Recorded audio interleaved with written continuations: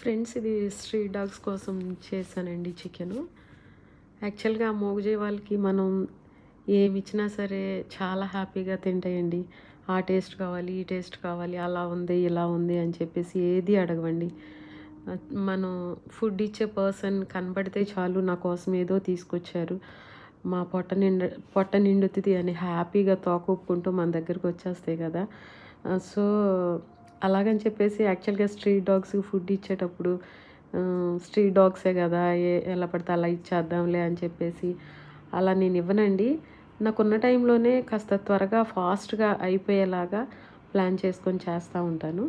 ఈరోజు చికెన్ తీసుకొని దానిలో కొంచెం జింజర్ గార్లిక్ పేస్టు, కొంచెం చిల్లీ పౌడరు, కొంచెం టర్మరిక్ పౌడరు, కొంచెం సాల్ట్ వేసి ఆయిల్ లేకుండా, యాక్చువల్‌గా సాల్ట్ కూడా వేయకూడదంట, నేను జస్ట్ కొంచెం యాడ్ చేశాను. నీట్‌గా బాయిల్ చేసేసాను అనమాట. బాయిల్ చేసేసిన తర్వాత దీన్ని చల్లారి పెట్టేసేసి మొత్తం అంతా మిక్సీ పట్టేశాను. ఆ పీసెస్, ఆ వాటర్ మొత్తం కలిపి మిక్సీ పట్టేశానండి. మిక్సీ పట్టేస్తే ఇలా గ్రేవీగా వచ్చిందనమాట. తర్వాత రైస్ని బాగా ఓవర్ కుక్ చేసేసాను. ఓవర్ కుక్ చేసేస్తే అవి గ్రేవీలాగా తయారైపోతుంది కదా. దానిలో ఇది చికెన్ గ్రేవీని ఆ రైస్ గ్రేవీలో కలిపేసాను అనమాట. రెండు కలిపేసేసేసి స్ట్రీట్ డాగ్స్కి ఇచ్చానండి.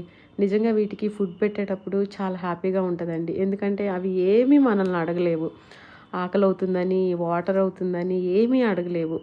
అడగలేని వాటి ఆకలి తెలుసుకొని మనం పెడతా ఉంటాం కదండి. అది చాలా అంటే చాలా హ్యాపీగా అనిపిస్తుందండి. అది ఒక మనకి పుణ్యం అనిపిస్తుంది నాకైతే.